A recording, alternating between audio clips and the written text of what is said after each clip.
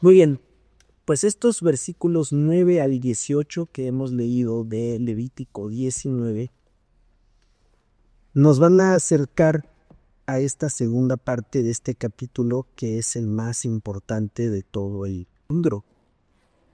No porque los demás no lo sean, sino porque aquí se concentra, en primer lugar, una nueva exposición de la ley en los aspectos de las relaciones humanas, de las relaciones sociales, incluso del derecho. También se habla del derecho, no se habla de los juzgados ni nada de eso, ¿verdad? Poder judicial, no. No, pero sí se habla del derecho, se habla de la justicia. ¿Quiénes impartían la justicia en la antigüedad? A veces creemos que el pueblo de Dios, o Sodrés, luego el pueblo de Israel como tal, vivió de una manera impecable. Ya sabemos que no fue así. O sea, creemos y no, pero hemos idealizado mucho la existencia del pueblo de Israel en la antigüedad, no porque tengamos mala intención, no es mala nuestra intención, pero sí es necesario que nos demos cuenta de que el comportamiento individual, familiar, de clanes, de tribus y de todo el pueblo, vean cuántos niveles son. Son 5 niveles, 5. Individual, familiar, clanes, tribus y luego todo el pueblo. Son 5 niveles que había, ¿no?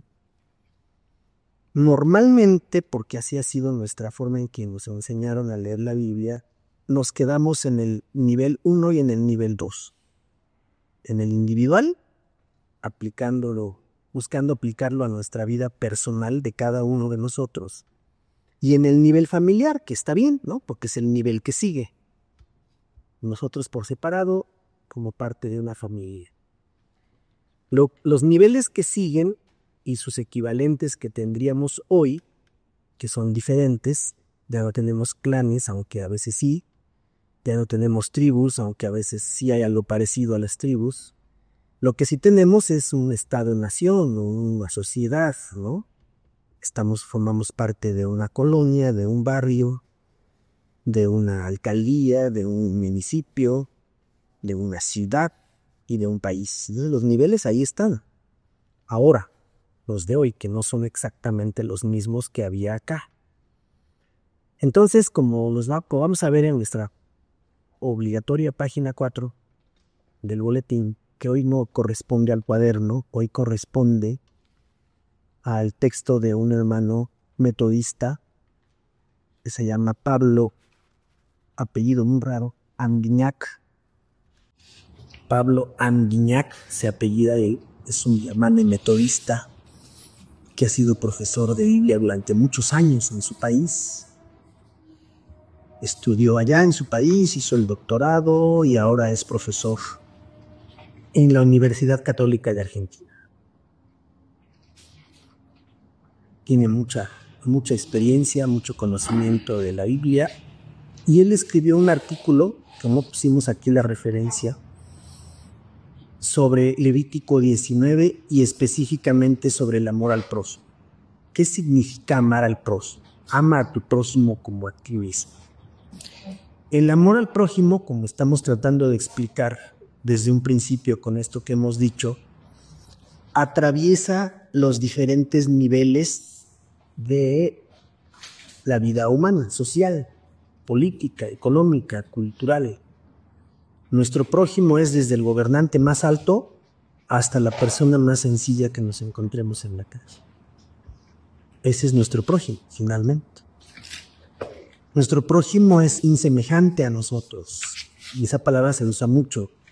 A tus semejantes, ama a tus semejantes, ayuda a tus semejantes, ¿no? Se usa mucho. Pero tal vez una palabra más adecuada sea, aunque no se usa tampoco mucho, es que amemos a nuestros iguales, son iguales a nosotros.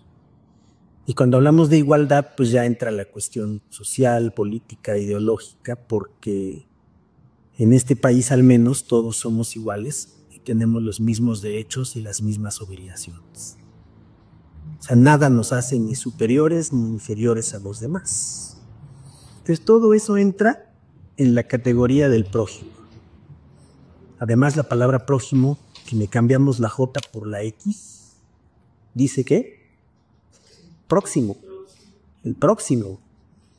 El cercano, o no cercano, pero que nos topamos con él y a veces hasta nos pegamos con él en los transportes públicos, ¿no? Y ese es nuestro próximo. Este famoso escritor uruguayo Mario Benedetti escribió un librito que se llama así, Prójimo. Muy bien, entonces, esto que acabamos de leer ahora, desde el versículo 9 hasta el 18 de Levítico 19, llegamos al 18 donde está la insistencia en el amor al prójimo, pero antes de exhortar a amar al prójimo como a sí mismo, hay muchas cosas todavía antes. Se repiten muchos mandamientos, por eso es una relectura de la ley. Estos mandamientos ya estaban en Éxodo 20, aparecen de nuevo acá y luego van a estar de nuevo en Deuteronomio, en uno de los capítulos iniciales. Vamos a ver qué dice Pablo Andiñac, nuestro hermano Pablo Andiñac, sobre Levítico 19, del 9 al 18, el amor al prójimo.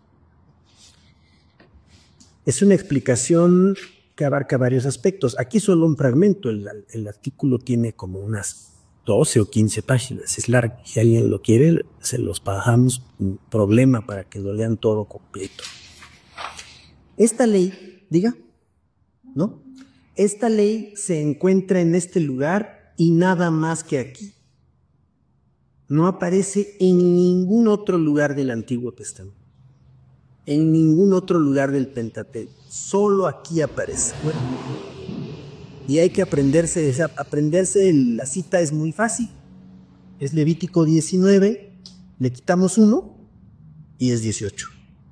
Levítico 19, 18. Allí se encuentra el mandamiento la primera parte es no te vengarás, ni guardarás rencor a los hijos de tu pueblo, sino amarás a tu prójimo como a ti mismo. Establece esa ley, ese mandamiento, porque lo es, establece un criterio objetivo para la relación que Dios espera que desarrollen las personas entre sí. ¿Cómo deben llevarse las personas entre sí? Ahora en el metro, acá en la capital, hay muchas peleas todos los días. Muchas peleas. Por el espacio, porque te bajas, porque me empujaste. Es impresionante ver la cantidad de peleas que hay.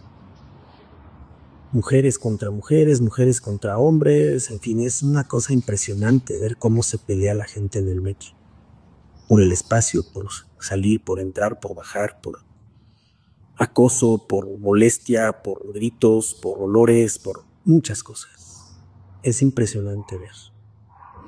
Porque un lugar como ese es muy exigente para la relación con el prójimo, porque estamos pegados literalmente.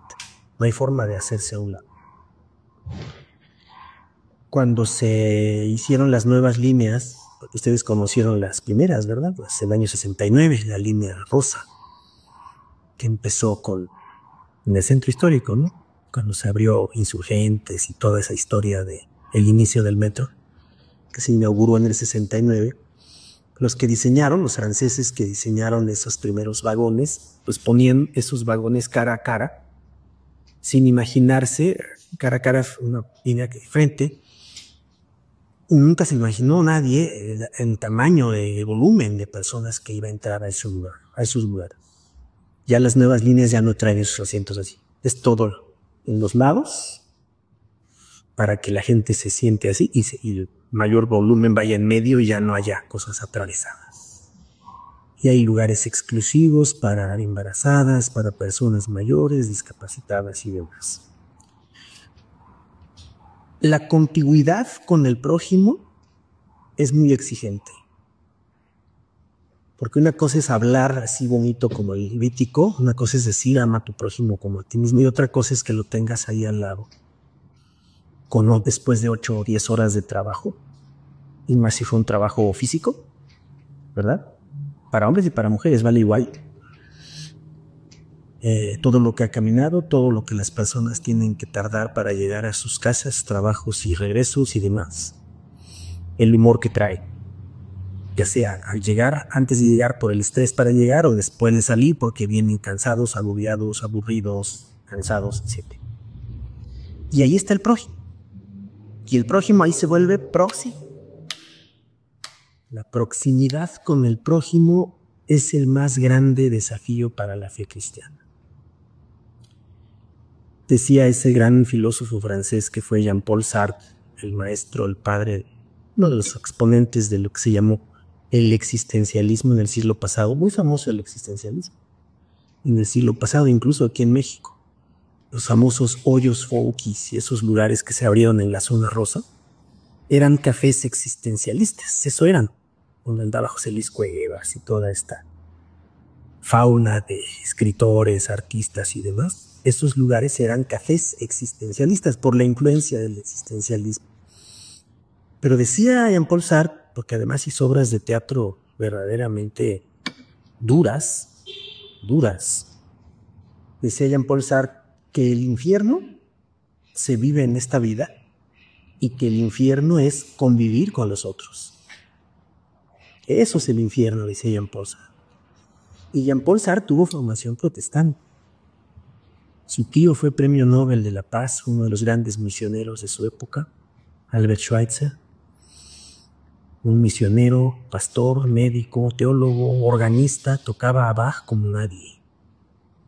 Hacía conciertos. Cuando ella decidió irse de misionero al África, se puso a estudiar medicina y se fue de misionero al África. Ese fue su tío, Jean-Paul Sartre. De modo que tenía formación protestante, Jean-Paul Sartre. Y eso decía, el infierno es tener que convivir con los demás. Eso es el infierno.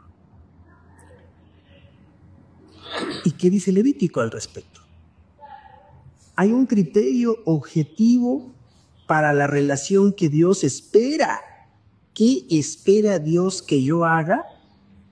Nosotros como individuos, como familias, en la antigüedad como clanes, como tribus y como nación. ¿Qué espera Dios que hagamos en nuestra relación con los demás? ¿Qué espera? Ese es el criterio objetivo de esta ley. ¿Cómo espera Dios que nos comportemos en la relación con los demás? En la familia inicialmente, con la familia ampliada, con los compañeros, los amigos, la familia política, el trabajo, el vecino, los vecinos ampliados en la colonia o en el barrio o en la calle, en fin. ¿Qué espera Dios de nosotros para relacionarnos con los demás? ¿Espera que seamos amables? Sí, pero la amabilidad no basta. ¿Espera que seamos corteses? También, pero la cortesía no alcanza. ¿Espera que seamos, qué más? ¿Qué más se les ocurrió? ¿Qué más espera Dios? ¿Que seamos con los respetuosos? ¿Que demos testimonio? No, antes de eso. Antes, ¿cómo espera que nos comportemos? El testimonio, sí, pero todo es parte del testimonio, pero te hablamos de amabilidad, cortesía, respeto, consideración, no le voy a tirar la basura al vecino, por ejemplo, ¿no? O sea, Dios espera eso, por eso. Pero no basta, no alcanza, dice Levítico 19, no alcanza. Se trata de amar al prójimo. Entonces el Señor es, en ese sentido, muy quisquilloso y exigente.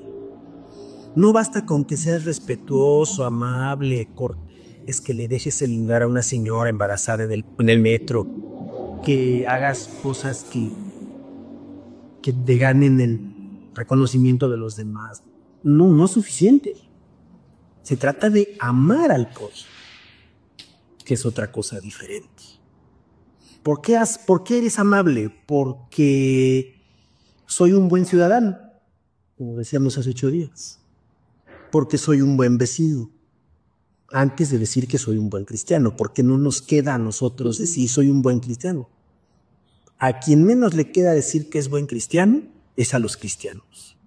Bueno, no vamos a hablar con Sí, exactamente, pero el testimonio procede de este comportar diferente, pero todos esos criterios que son válidos, buen testimonio, ser diferentes, tienen que proceder del amor. Si no proceden del amor, no se cumple el mandamiento.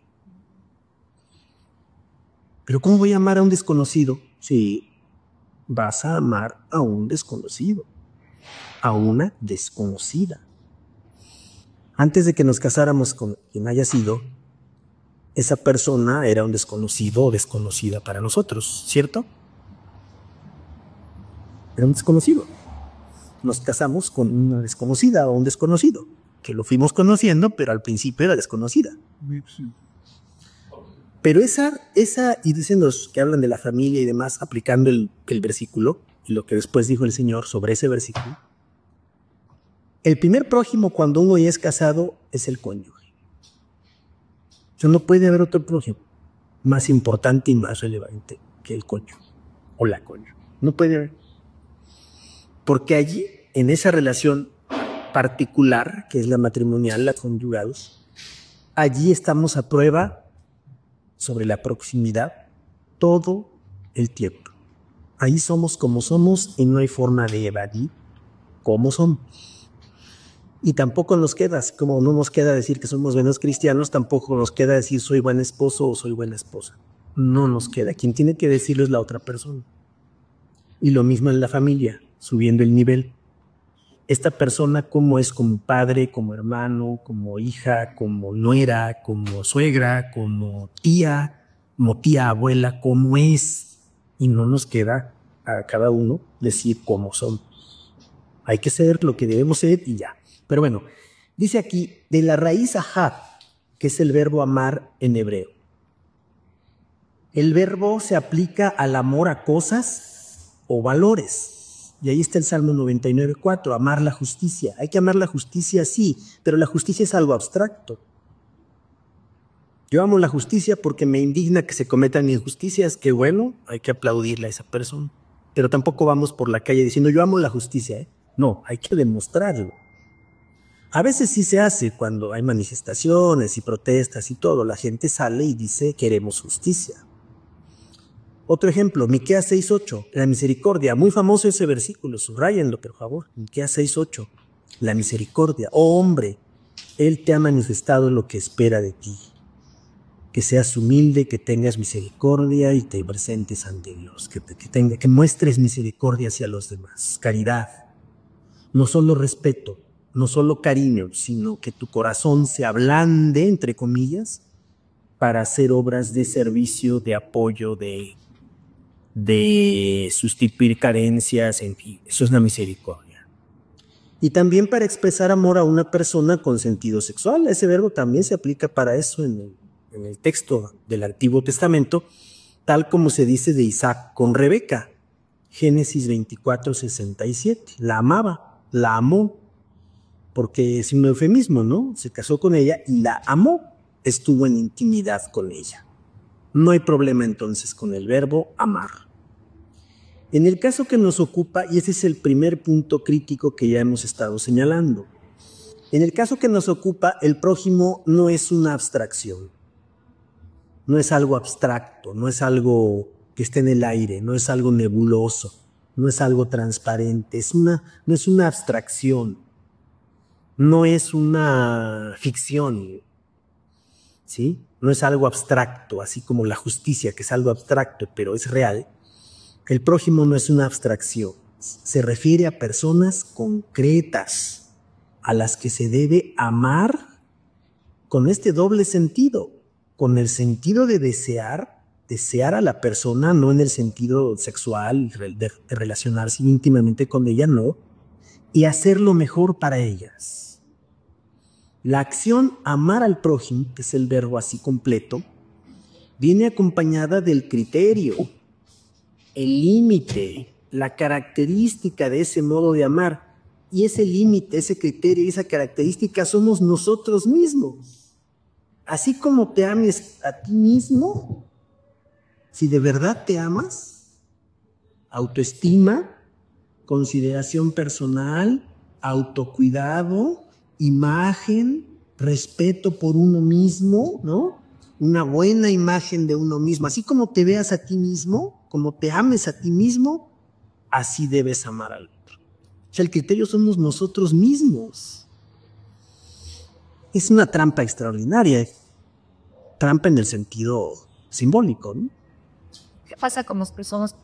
Diga. ¿Usted habló primero? Es que no. Sí, pero usted habló. Sí, pedí la palabra, pero ¿sabes con las personas que tienen baja autoestima? Quiere subirla ahí. Entonces, ¿cómo quieren al prójimo si no se quiere? Es mucho pedir para ella y ellos. Si no se quieren a sí mismos o mismas, ¿cómo van a amar al otro? Tienen un problema serio. La psicología ha enfrentado eso, no tiene mucho. Antes no se hablaba tanto de la autoestima. No. Es que ahora la gente dice, es que hay días en que tengo la autoestima muy baja. Ah, qué bueno que la persona se dé cuenta.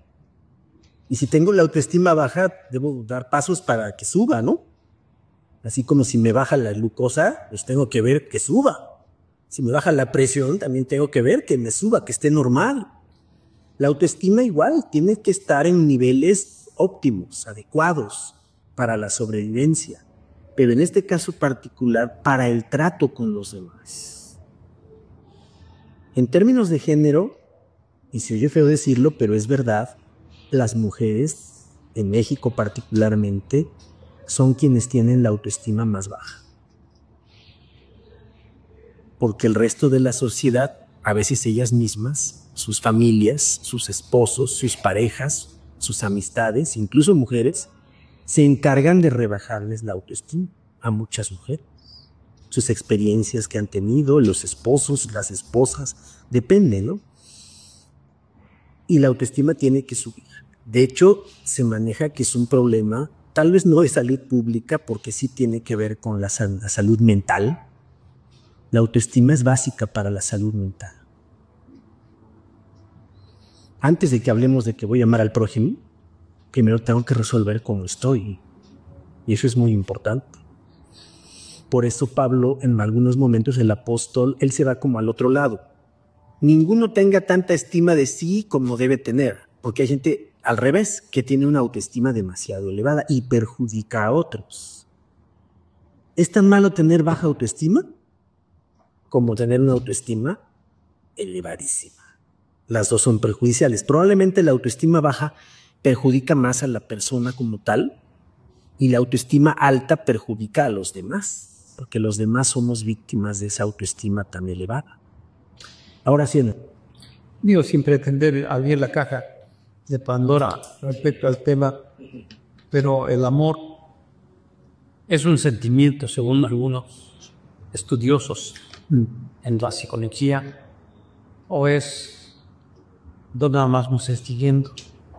Y cuando uno debe tener amor, sentir amor por otra persona, empezando por uno mismo. Hay veces que hay personas que no tienen ese sentimiento. No saben lo que es un sentimiento así. Hay otros, inclusive con frases, obras son amores, y no buenas son las acciones que muestran una forma de, puede decir, son formas de amor, y hay otras que no lo son. Y ya no lo reduzco nada más al tema de la pareja, en los jóvenes, novios, esposos. Es en general que con los jefes, con los gobiernos, con los compañeros, no hay ni... Por eso dije, sin pretender abrir una caja de Pandora, porque es tremendo el concepto del amor. sí.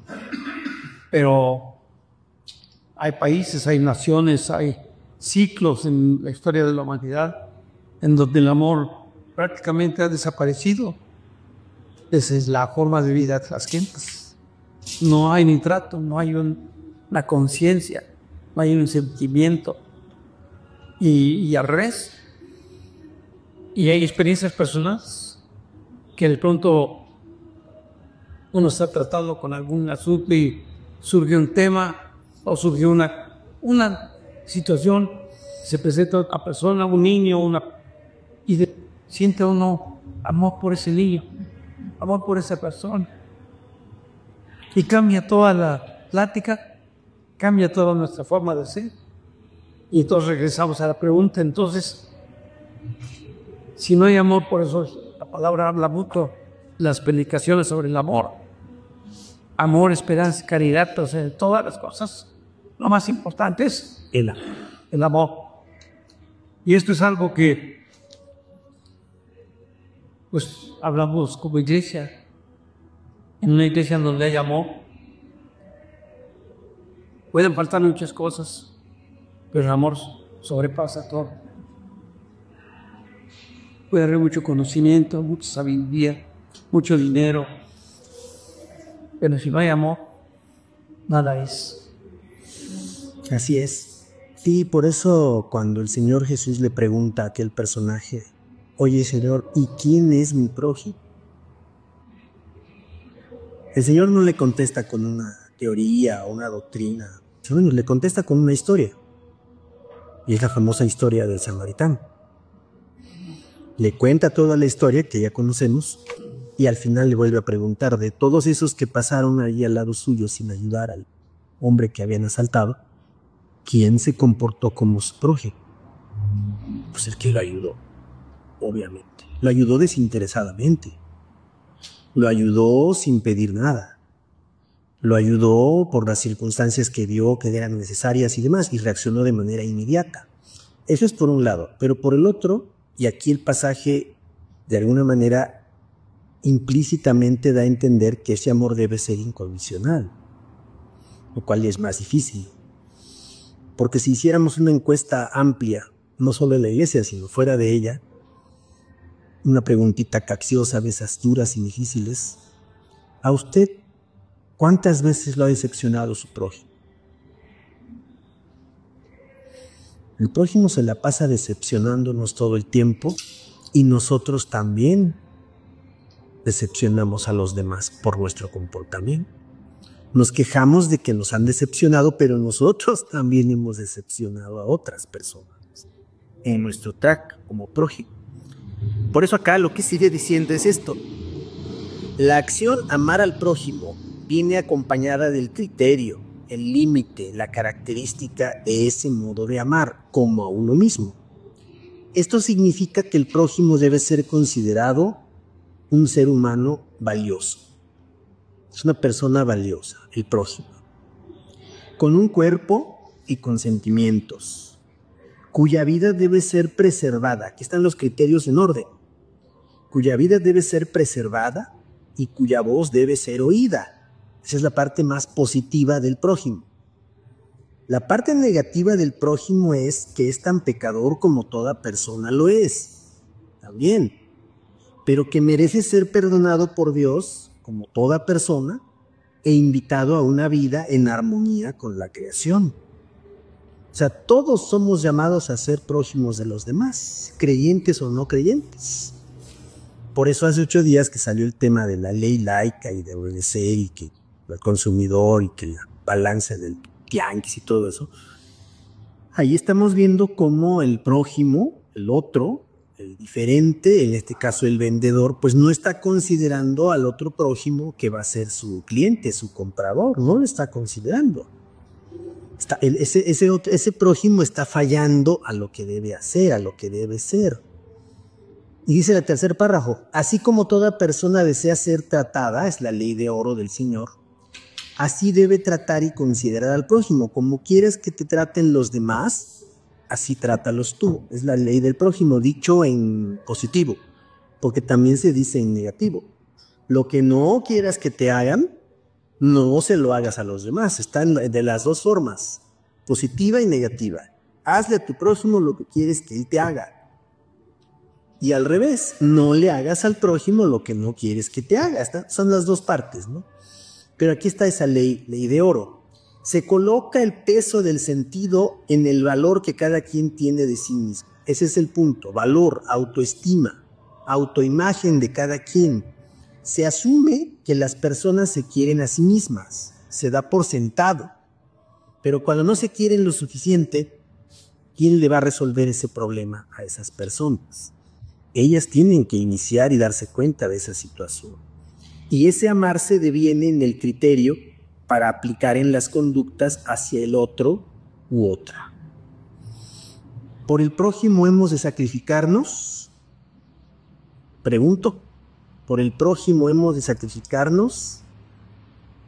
Sí, cuando sea necesario, cuando sea viable, cuando sea parte de un buen testimonio, como decía usted. Sí, cuando sea posible, por eso decía viable. Si es posible hacerlo, lo puedo hacer o no. ¿Sí? Ahora con las inundaciones han rescatado personas y demás, que lo hacen la gente del gobierno, llevan máquinas, llevan esto, llevan aquello. Y si uno pudiera meterse ahí y tratar de sacarlo, lo haría, pero no puede, no tiene la fuerza, las características. Hay otras formas de que eso se haga, ¿no? Entonces no siempre podemos sacrificarnos por el prójimo, pero aquí el verbo no es sacrificarse por él, es amarlo. Y no dice sacrifícate por el prójimo, no dice eso, dice ámalo. ¿Sí? Cuarto párrafo. Este mandamiento viene luego de señalar la obligación del juez de ser honesto. Entonces nos vamos para atrás en el pasaje. Porque el pasaje empieza desde el versículo 9, que ya lo recordábamos la semana pasada, con que cuando se recopilaba o se recogía la cosecha, no se recogiera toda. Versículo 9. Cuando ciegues la mies de tu tierra, no vas a cegar hasta el último rincón, ni espigarás tu tierra cegada. Y cuando sea viña, no vas a recoger lo que se cayó, vas a dejar una porción para el pobre y para el extranjero. Primera cosa. Versículos 11 y en adelante, que es la repetición de los mandamientos. No hurtarás, no engañarás, no jurarás falsamente. Esos 3 mandamientos ya estaban en el Decálogo, en los 10 mandamientos. 13, estos no estaban, algunos sí. No oprimirás a tu prójimo. Y ahí se habla del prójimo. Amar al prójimo implica, dicho en negativo el mandamiento, que no hay que oprimirlo, que no hay que explotarlo. Y esta ya es una cuestión social que tiene que ver con el trabajo. Tiene que ver con una relación de patrón-empleado, o de patrón-siervo, o de amo-siervo. Si alguien trabaja para ti, no lo vas a oprimir ni le robarás. Es más, dice, no retendrás el salario del jornalero en tu casa hasta la mañana. Tienes que pagarle por día, dice el versículo 13. Eso dice. Págale el salario el mismo día, no lo vas a guardar para el otro día. En el 14 está lo del sordo y el ciego, y en el 15 está lo de la injusticia judicial. No harás injusticia en el juicio, ni favoreciendo al pobre, ni complaciendo al grande. No vas a favorecer al que está abajo ni al que está arriba. Con justicia juzgarás a tu prójimo. Entonces dice aquí eso. Viene después de que al juez se le pide, se le exhorta a ser honesto. Se pide no mentir contra el prójimo y se pide no odiar a tu hermano. No lo vas a odiar. Y así empieza el versículo 17. No aborrecerás a tu hermano en tu corazón. No lo vas a odiar. Ahora en esos tiempos se han puesto mucho de moda los odiadores. Antes no se hablaba de ellos. Se habla de los odiadores. Incluso se usa en inglés, ¿verdad, no? Haters. Los haters. En las redes sociales, en internet, se habla de los haters, que todo el tiempo o continuamente están manifestando el odio que le tienen a diferentes cosas, a diferentes personas, sectores sociales, políticos, culturales, incluso fans de cantantes, cosas así.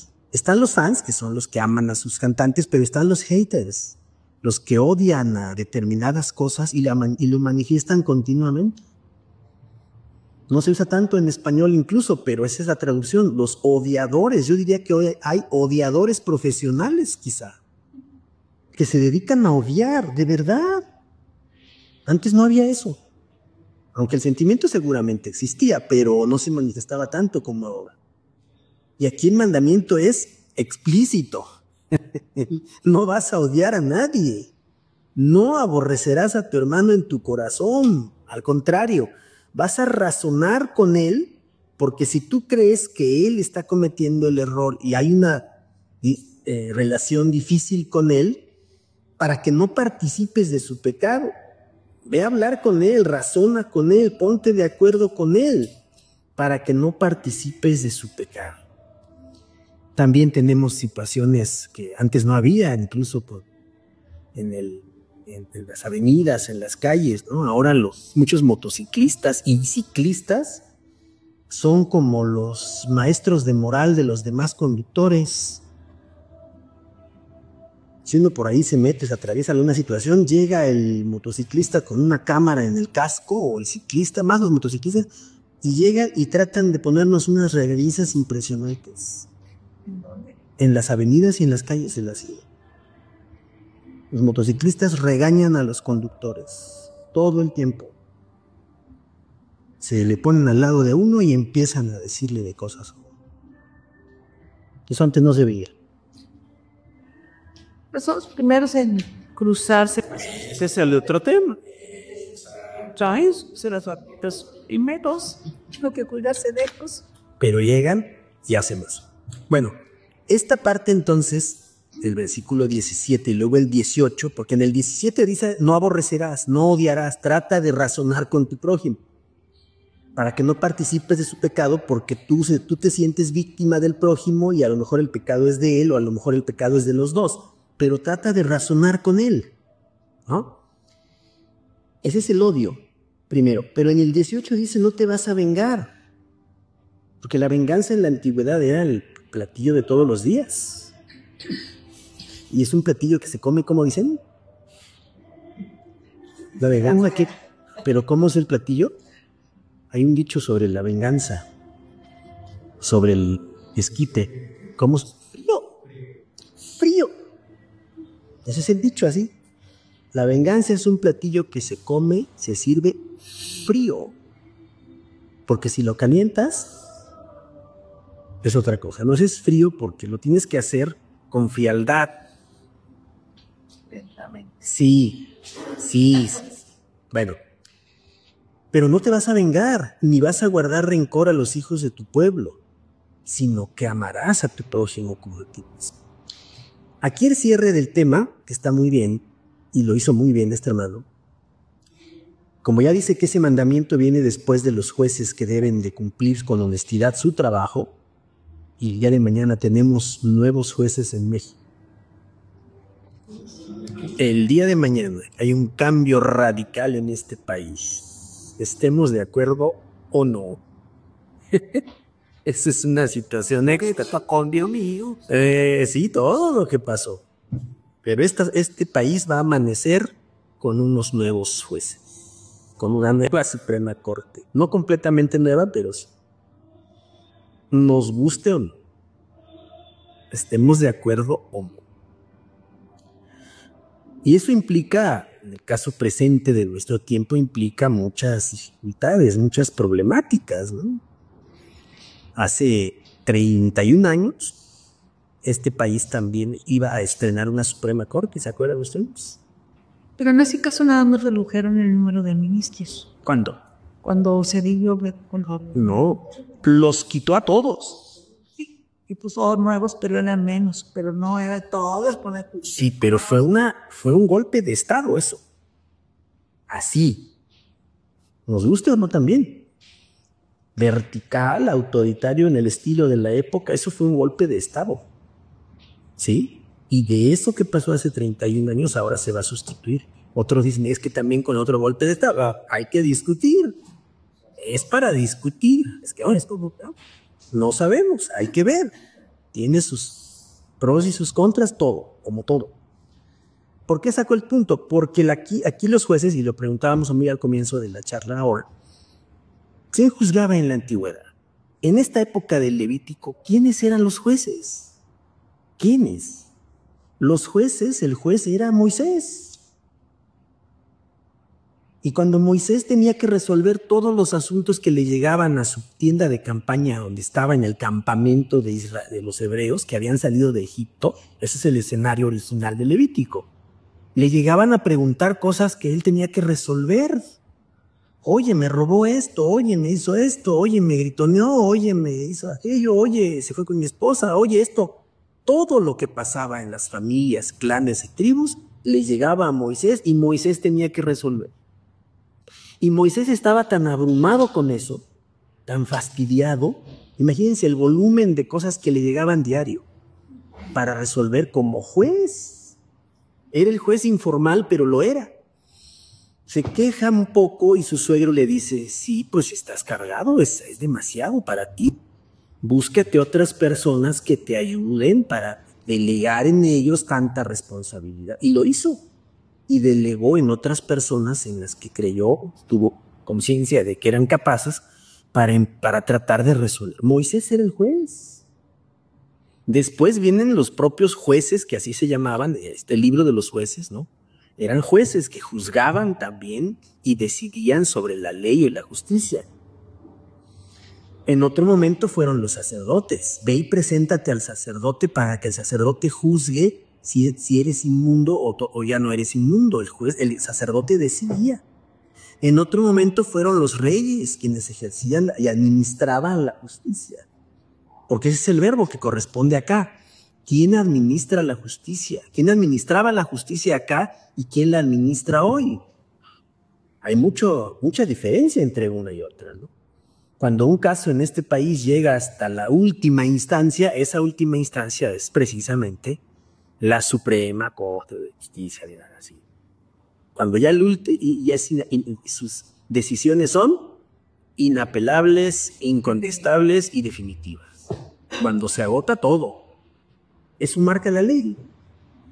Aquí, ¿cómo era la aplicación de la ley y de la justicia? Ya dijimos quién es Moisés, los jueces, los sacerdotes, los reyes. Cuando llegamos al Nuevo Testamento, Roma, que controlaba el país, Roma administraba la justicia. ¿Y cómo la administraba? La administraba según sus intereses y sus propósitos, que podían ser muy mezquinos, muy buenos, muy malos, para sus propios intereses. Pero aquí la exhortación es, no me vas a favorecer a nadie, ni al pobre por ser pobre, o por quedar bien con él, ni al rico por ser rico, ni tampoco vas a quedar bien con él. Aquí tiene que haber equilibrio. Es la clásica imagen de la balanza, de la justicia. ¿Y la justicia cómo dicen que debe ser? Sí, es ciega. La imagen metafórica de la justicia es una mujer que tiene la balanza y que está con los ojos vendados. La justicia es ciega. Yo le doy a quien le corresponde lo que le toca, de manera justa. Es el ideal de la justicia, ¿no? Bueno, pues ese ideal ya está aquí en Levítico 19. Y terminamos, porque el tiempo ya nos está ganando. Ahora sí. Dice, para odiar, utiliza el verbo shaná, odiar, aborrecer, que se suele aplicar a los adversarios. Sí, se justifica que se odie al adversario, en especial en los salmos. En ocasiones se aplica al israelita, pero en un contexto didáctico. Y vienen los dos últimos párrafos que son la aplicación de este mandamiento en el Nuevo Testamento. La importancia que para la interpretación cristiana tuvo este mandamiento lo comprobamos en que es mencionado en los 3 evangelios sinópticos, Mateo, Marcos y Lucas. Y en las cartas a Romanos 13 y Gálatas 5, ahí se refiere este mandamiento. Y en las cartas de Pablo, ahí están las citas, se califica a esta ley como la plenitud de toda ley. Este mandamiento es la ley en su máxima expresión, la ley de Dios en su máxima expresión. Amar al prójimo como a uno mismo ha crecido en densidad teológica hasta transformarse en el criterio central para juzgar toda otra ley. Es el mandamiento máximo de toda la ley. Es el criterio central para juzgar todo. Amar al prójimo como a uno mismo. Y así se estableció desde que el Señor sacó a colación ese mandamiento. Y termina. Tanto el judaísmo como el cristianismo naciente piensan que la ley de amar al prójimo como a nosotros mismos actúa como criterio para la aplicación de todas las demás. Esto no implica que el cristianismo no considere que muchos de los, ¿cuántos? 613 mandamientos hay en todo el Pentateuco. 613. Que ya no se aplican en el contexto teológico creado con posteridad al acontecimiento del Cristo muerto y resucitado. Obviamente ya no todos esos mandamientos aplican, pero tampoco que debemos olvidar aquellas leyes que con el criterio de amar al prójimo tienen tanta vigencia ayer como hoy. Y en el Levítico lo hemos visto muy claro. Sacrificios de animales, que la sangre, que el humo, que esto y que aquello, para nosotros ese ya no aplica. Pero todos los aspectos morales, éticos como este, siguen vigentes. Y dice el comentarista que termina este versículo 18 con ese nivel, con esa altura moral que tiene el versículo 18. ¿Y qué dice el 19? Da risa. Y él dice, sí, se pasa de lo más alto y lo más elevado a lo prosaico. Mis estatutos guardarás, comienza el 19. No harás ayuntar tu ganado con animales de otra especie. Se regresa a la vida cotidiana, ¿no? De los animales, no vas a revolver animales ahí mezclando con otros. Tu campo no sembrarás con mezcla de semillas. ¿Maíz qué? Transgénico. Transgénico. Ah, ¿verdad? No sembrarás con mezcla de semillas y no te pondrás vestidos con mezcla de hilos. Así sigue el versículo 10, que ya no nos toca hoy. Pero aterriza otra vez en la realidad. Llega al punto máximo. Por eso el versículo 18 es el centro del Levítico. Es la máxima altura ética y moral del Levítico. Amar al prójimo como a uno mismo. No puede haber algo más. Es lo máximo. Y después regresa y otra vez se mete, versículo 20, con cuestiones de sexualidad, con rituales. Regresa al mismo terreno del Levítico.